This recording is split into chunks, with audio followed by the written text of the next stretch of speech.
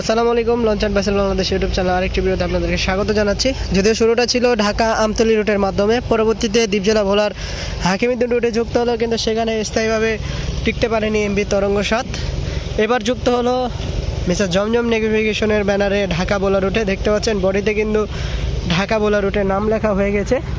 আগামী 13 জুন প্রথমবারের মতো ঢাকা থেকে ছেড়ে যাবে মিস্টার জমজম নেভিগেশনের ব্যানারে এমভি তরঙ্গ ৭। আর আজকে যাবো জাহাজটির ভিতরের অংশে, আর দেখিয়ে দেবো জাহাজটির ভিতরে কাজের শেষ মুহূর্তের অবস্থা। আশা করি পুরো ভিডিওতে আপনারা আমাদের সাথে থাকবেন এবং চ্যানেলটি সাবস্ক্রাইব করবেন। এটি হচ্ছে জাহাজটি ওঠার সিঁড়ি, এটি হচ্ছে নিচতলার ফ্রন্ট।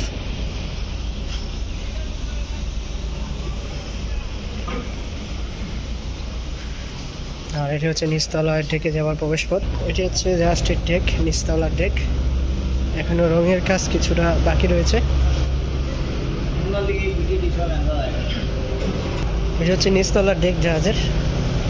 আগামী 13 তারিখ প্রথমবারের মতো ছেড়ে যাবে ঢাকা থেকে ভোলা খেয়াঘাটের উদ্দেশ্যে। যদিও লঞ্চটি ছিল ভোলা খেয়াঘাটের আগে ঢাকা আমতলী রুটে।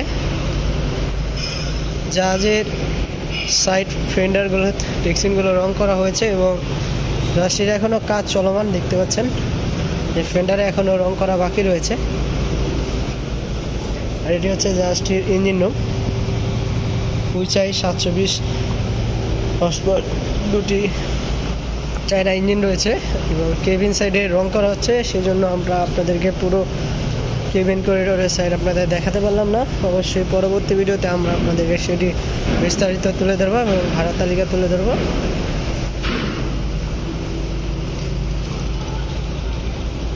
আর রয়েছে লাইট বয়া, পর্যাপ্ত পরিমাণে বয়া রয়েছে লঞ্চটিতে।